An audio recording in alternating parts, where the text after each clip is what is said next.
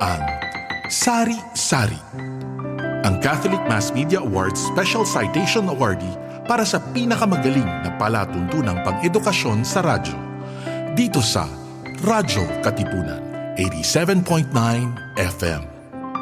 Jesuit Music Ministry, music that uplifts the soul. Follow JustCom PH on Spotify and JustCom Music on YouTube. We are also on iTunes and Deezer.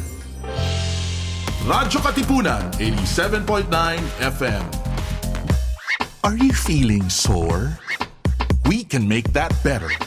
Tune in to the Ateneo Senior High School's first radio program, SOAR, the Seniors On Air Radio. Don't change that channel yet, because SOAR is ready to put the you in you. SOAR, Seniors On Air, here on Radyo Katipunan, 87.9 FM. Radyo Katipunan, 87.9 FM. JustCom Music Ministry, your daily dose of inspiration. Follow JustCom PH on Spotify and JustCom Music on YouTube. We are also on iTunes and Deezer.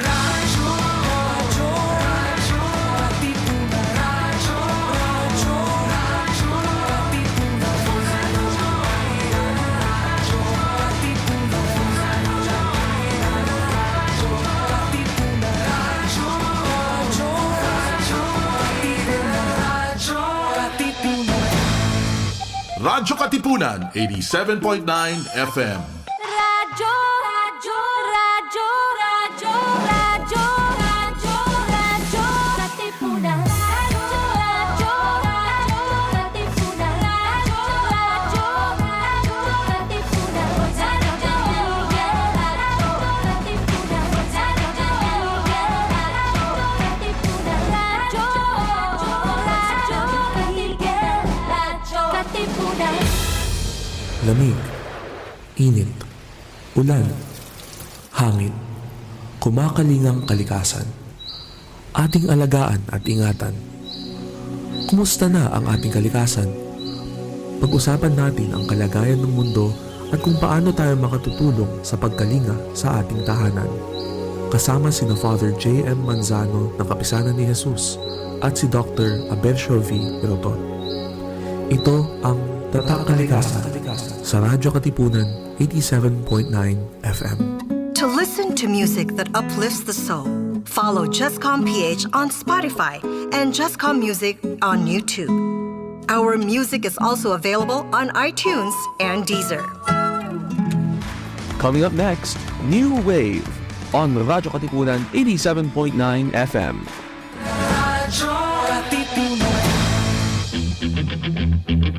Radyo Katipunan. News, insights, inspiration. Radyo Katipunan.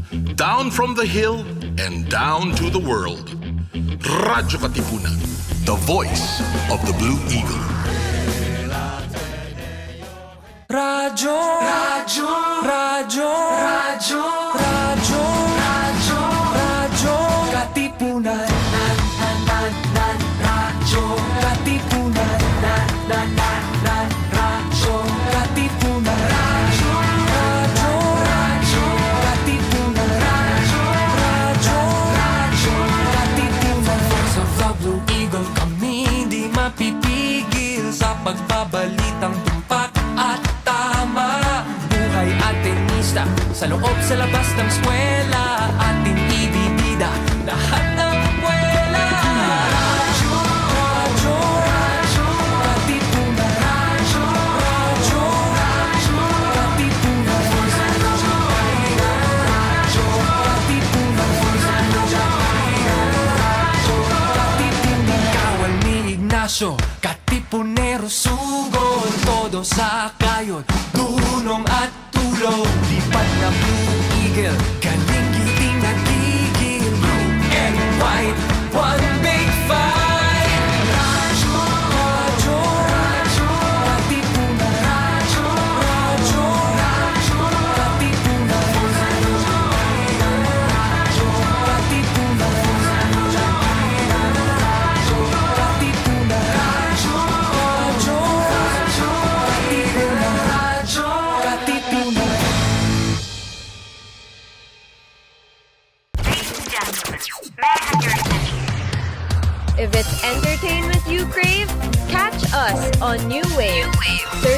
the latest on our shores. New Wave. Every Wednesday from 5 to 6 p.m. New Wave. See you there.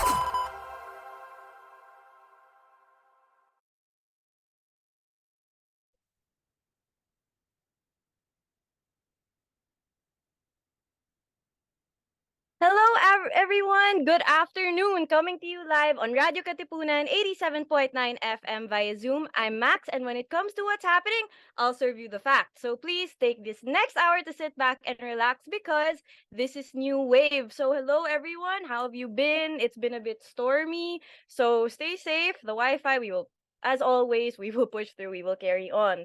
So this is our first show back since graduation. So to my batchmates, to Ateneo Batch 2023, congratulations! We finally did it. We're done, and despite spending most of our college lives online, on Zoom actually, we were luckily able to go back and even march. So this is a huge win given that we're entering the next chapter of our lives. So once again, congrats, and of course, as always, we'll still see you around. So speaking of seeing each other, also, please allow me to invite everyone here to the JESCOM fair called Connect. So this is a milestone event for the company as they present their diverse units, digital programs, and initiatives, igniting the passion for embracing innovation and empowering people's journey in faith. So this will be held on July 22, Saturday, next week, in Gateway 1 Activity Center in Araneta City. So for those who don't know, this is the mall connected to Araneta Coliseum. So it's going to be a whole day event with the program happening sometime in the afternoon. So as always, just check JESCOM's pages, Radio Katipunan's pages for more details. And there will be a program happening sometime in the afternoon. So as I said, just stay tuned. Details will always follow. So we hope to see you there. A lot of us will be there. A lot of the hosts that you see on Radio Katipunan will be present. So we hope to see you guys, meet a lot of you in person. But now, let's get to it. So, if you've been on the internet, if you've been on Instagram, you would have seen a lot of literary magazines, and one of them being the Manila Magnolia, which is a female-founded, Philippine-based arts and literary magazine that seeks to promote the arts of poetry, fiction, essay, photography, illustration, painting, and many more within the Philippines. So, even while being on the opposite ends of the planet, being diligent students, and of course, excelling in their professional lives, the girls who brought this together have brought beautiful art and literary pieces through this initiative. So please welcome my friends, the editors of the Manila Magnolia, Betty Nakpil, Amanda Collantes, Celine Dabao, and Juliana Cabili. So hello, everyone. You can turn on your cameras and mics. Hi.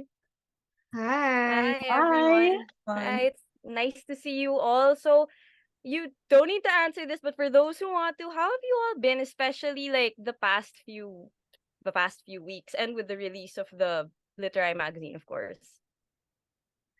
I can go ahead and answer that. Yeah, go It's ahead. been good so far. Like it's been great Great. actually. It was really exciting because this has been in the making for a few months now Yeah. since December. Oh wow, Um, okay. so it really took a while. But with the teamwork, everything went smoothly, and I think there's a lot of work more to be done. But for now, we just kind of want to enjoy the release of the first issue and kind of just simmer in it. Of course, of course. So congratulations. And I see that the work doesn't stop because you're already collecting like submissions for the next issue, which we'll talk about later. So once again, congrats. And honestly, for me right now, it's a bit of a blast from the past because like I think the last time all of us were together was probably high school in the classroom. And then now here we are living completely different lives. So that's crazy.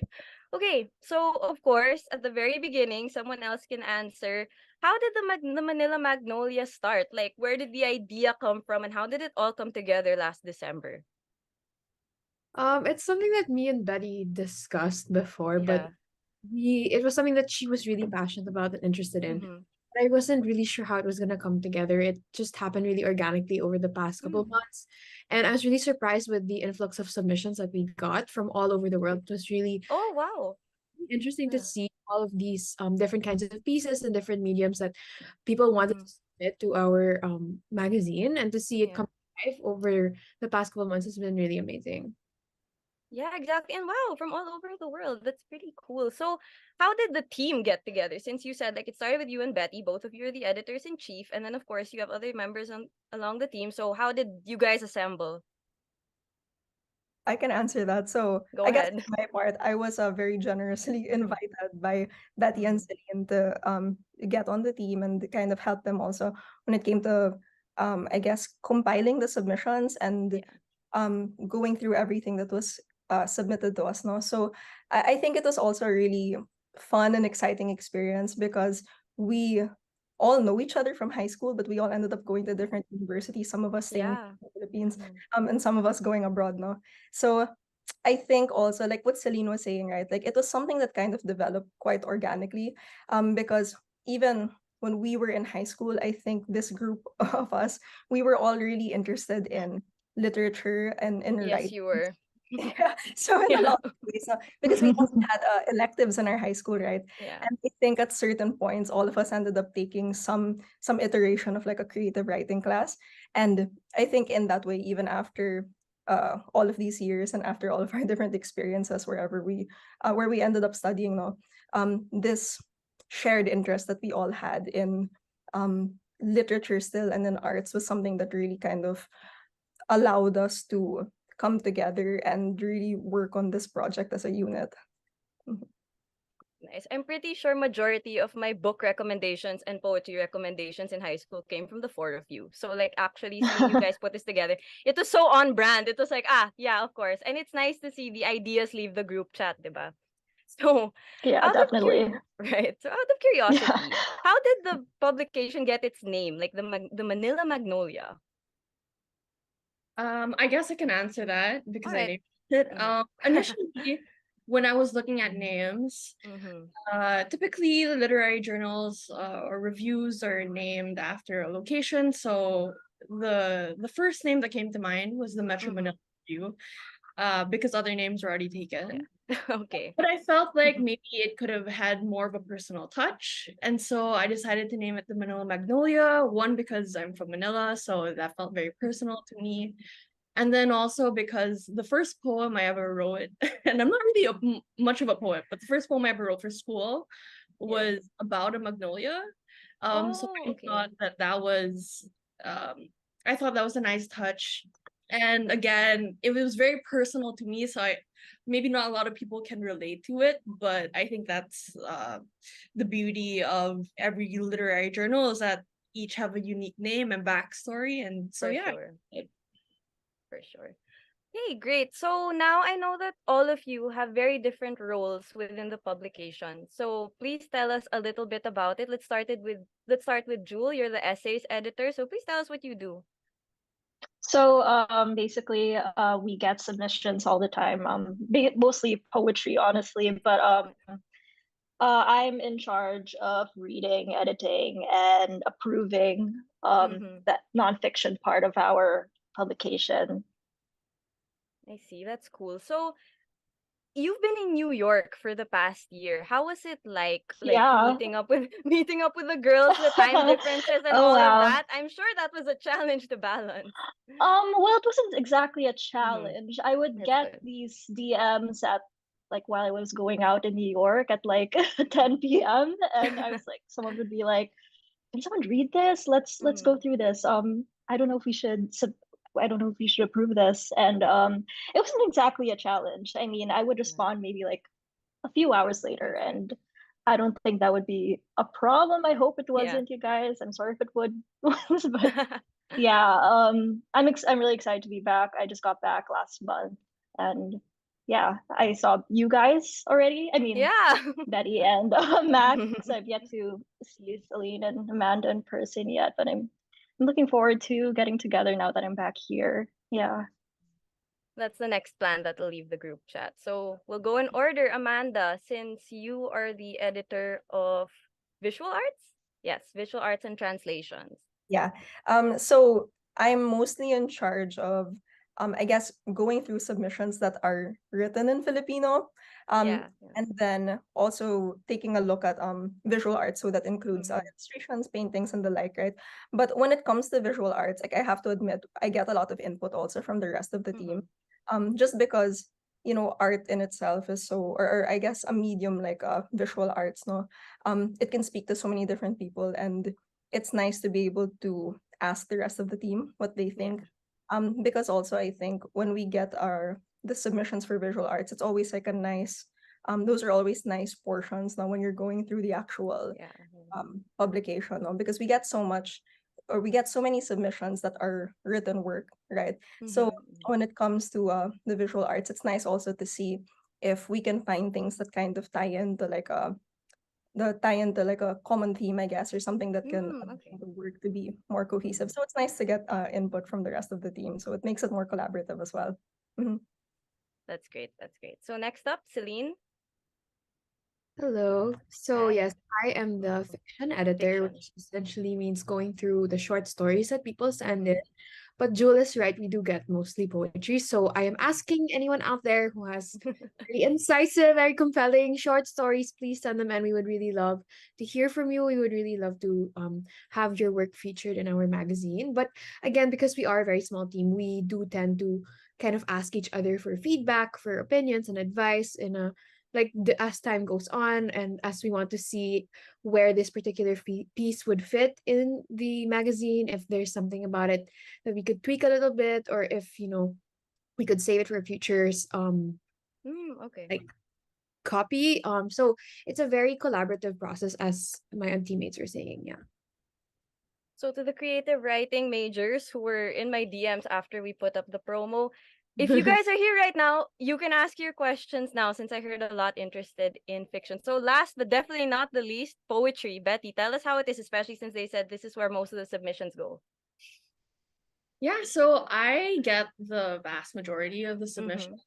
And I think that's really because nowadays, poetry has really been popularized, or it's been made more accessible by poets like Ruby Carr.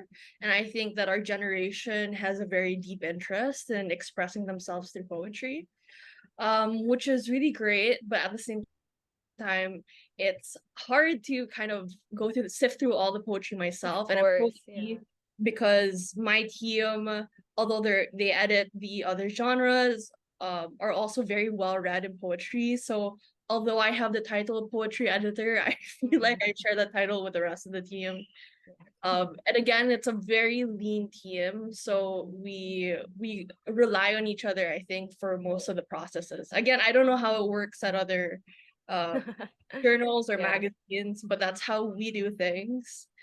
And yeah, so although we do receive a lot of poetry submissions, we're still open. We're very happy to receive more.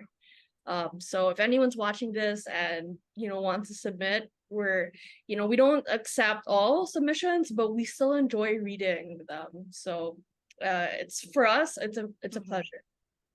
I'm sure. So before we get into more details about the Manila Magnolia, obviously I know that all of you here are friends, and occasionally we talk about our guests, like how they work as a team. And usually, like, people who start businesses or things like this as friends usually have wisdom to offer in terms of group dynamic. So you guys, when you put this together and I see how collaborative it is, how much fun you have when you like go through all of the work that are submitted, how would you say do you differentiate like your professional lives with your friendship, or does it kind of come together when you do something like this?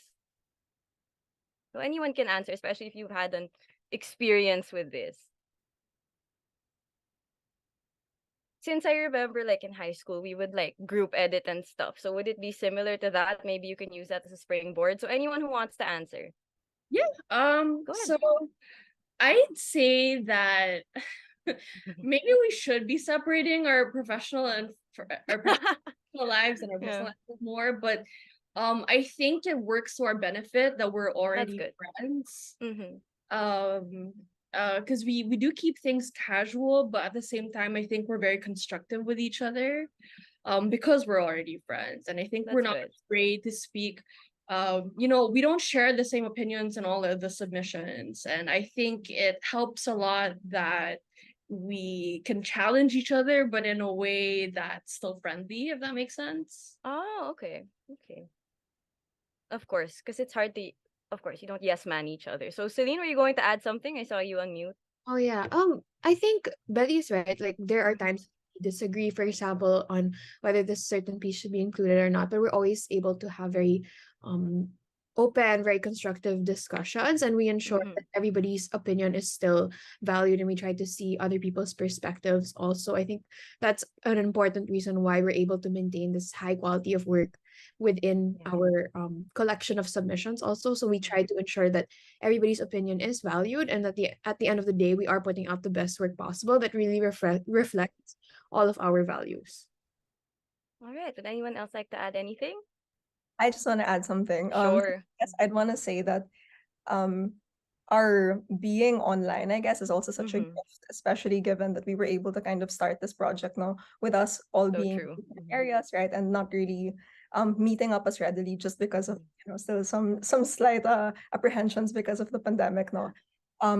But I have to say also, if you were to like go through our group chat, I think we know also when it's the time to be able to talk about like the work, but we're also able to keep it quite light and quite casual, because I think there are times in certain professional settings where it can be a little taxing, not that because you're trying to police also the way that you say things Of and the way course. you communicate, but because we know each other already and we have such a long history together, it's something that can also be fun, and it really hardly ever feels like work in itself. This really just feels like something that's coming from a meaningful place, a place that just wants to be able to, I guess, spread the work, right, and be able to share with more people, like here in the country as well as abroad. But yeah, so that's what I'd have to say for that. All right, that's great. So, moving on, you're currently accepting submissions for your winter issue. So, what are you looking for that? Let's start with Jewel for the nonfiction. I guess for nonfiction, I'm looking for, I think it's a bit cliche to say boundary breaking, but I don't really, I personally, I'm looking for, I don't really, I'm not really a fan of that standard, introduction, body, conclusion type of nonfiction work. Like that's a little too academic, and we just graduated, so we're kind of done with all that. So yeah, that's yeah. Wait, since you brought up like the academic side of writing, Jewel, for you, in your opinion, would you say that writing is something you need to take classes for, or is it something that you can just Oh, learn, especially nonfiction? no, not at all. Like Great. also, with literary magazines, they're such vital platforms for writers, especially without like any institutional connections. You don't have to, have gone to school for writing to submit to our magazine, to submit to any literary magazine. Yeah, like you don't have to have been writing for like years and years and years. And yeah, that's the beauty of the literary magazine platform, is it's basically like an amateur's paradise, if that's to say not, yeah. Great. All right. Thank you for that. Amanda, your turn.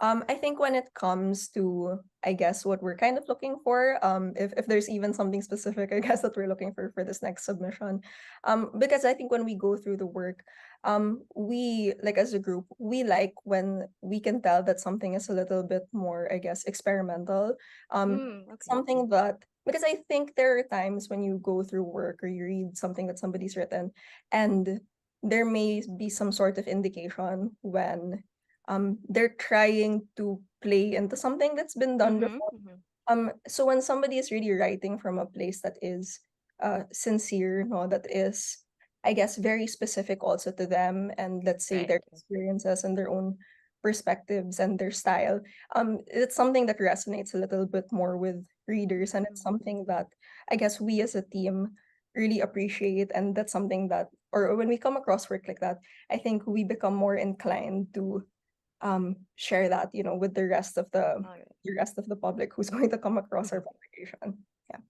All right. Thank you. So, Celine, you're next.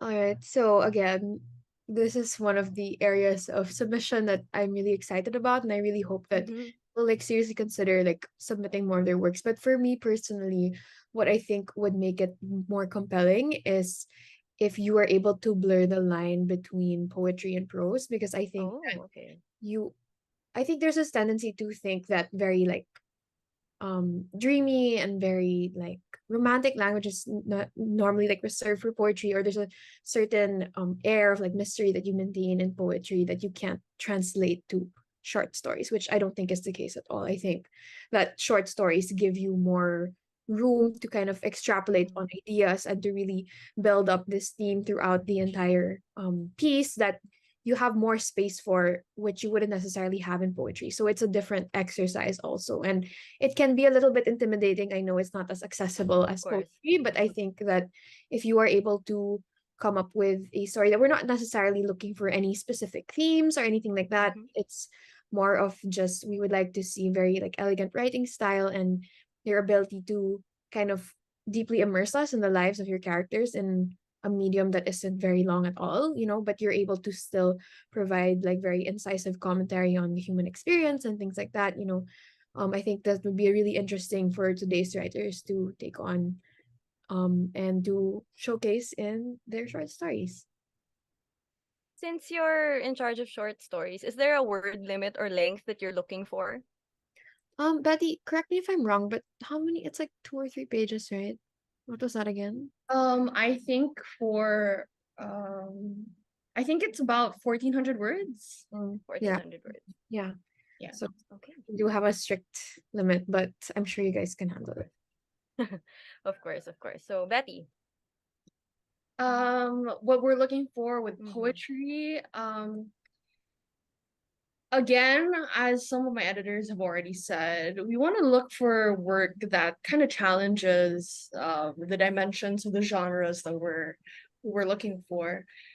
And so, although we've already published some poetry that you might typically come across, haikus and sonnets, and some are very lyrical, and some that you might feel familiar with, we also want to look for things that are, like Amanda said, I believe was a man who said, a little more experimental.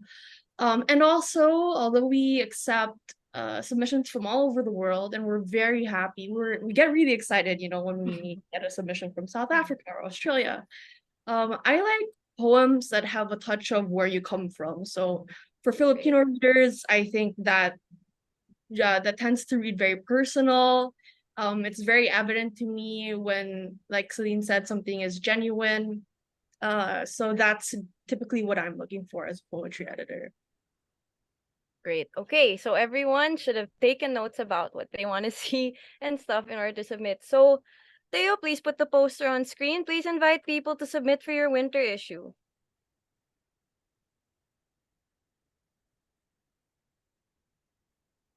Yeah, so guys, if you want to, if you have any work also that's, let's say, lying around, because I know that sometimes we encourage our people we know, like our friends, right, blockmates from before, who we know were writers for a while but kind of set that aside. We like to invite them as well. So this is really an exciting project, no? And there's really nothing to be scared about. If you're having any if you feel a little anxiety about it, don't worry at all. There's like our team is very kind also in our deliberation process. And I guess when it comes to submitting as well, there's really nothing to lose with this. So it's really just an opportunity to get your work out, no? And yeah, see where it goes. Of course, where can people read the current issue and invite them to order physical copies as well? So our current issue can be found through our website or our Instagram. It's published digitally on Issue, and physical copies are through our publisher, A Library, printed by Alternative Apartment, their local printers. We're so happy with the quality. So if you want your own copy, please grab one. Great. We have some hellos here in the comment section. So hello to JM, a fellow podcaster, and our classmate, L'Oreal Elizar. She's here and she said, OMG, so exciting. So hi, guys. Hi, Hey, L'Oreal. Good to see you. Good to see you. So I have a follow-up question here from my DMs, actually. For Amanda, what would you consider experimental? I think the funny thing about it, right, is even if I can put like, or I can use the label experimental, I think it's hard to be able to describe something like that. or I guess it's easier to describe it like in the negative, no, by saying, oh, something that isn't as because I think there's a kind of form right now that we have gotten a little used to also, or you read something and you think that, okay, like I've encountered something similar. So again, like I don't know if I'm going to be able to like really give you a good answer for what is experimental, but I guess something that is new, no, something that is kind of unconventional, right? And something that I guess for our writers who are going to be submitting, something that when you are in the process of writing it, no, it feels like there's a little bit more space for you to try something. No? And yeah, so I guess that's what that's my attempt, no, at describing experimental would be. All right. Okay. So before we say goodbye, and before I say goodbye to the audience as well, I'm going to ask you guys to say something to the audience, but you're going to have a bit of time. So please allow me to thank a few people first because this has been New Wave. So thank you to Teo and Sir Justin for handling the broadcast, Rian Migoy for the behind-the-scenes support. You can catch the replay of this episode on Radyo Katipunan 87.9 FM's Facebook page, YouTube, and Twitter Live, all of which go by at Radyo Katipunan. And don't forget that you can also listen to this episode and many more as a podcast on Spotify, Apple Podcasts, Google Podcasts, and Anchor under the name New Wave. But most of all, thank you to the team of the Manila Magnolia, to Betty, Amanda, Celine, and Jewel for joining me today, for sharing your work with us. We're rooting for you and hoping you guys get even more submissions, especially from Ateneo. I hope to see some Ateneo reps in the next one. So now, the floor is yours. You've invited people to submit. Tell us also your socials and everything else. The next 2 minutes or even less are yours. So just anything you want. Well, you can follow us, I guess, on our Instagram, which is really where we're mainly active. It's at the Manila Magnolia, really simple. And it's the same for Twitter, or maybe it's Manila_Magnolia for our Twitter. So yeah, follow us on our social media. We give updates. It's not just to do with our winter issue, but with our online submissions as well. So yeah, if you can follow us, that'd be great. I suggest following their Instagram as well. It's very cute. Then there are a lot of nice recommendations and quotes. So good job with that, you guys. So we'll see you all there. Feel free to drop the links in the comment section once the live has ended so people know where to find you. So once again, I'm Max, and when it comes to what's happening, I'll serve you the facts. And this has been New Wave. We'll see you all next week. Happy July. Bye.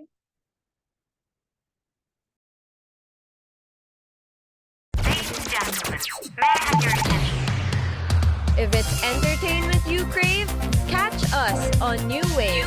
Surfing through the latest on our shores. Every Wednesday from 5 to 6 p.m. See you there.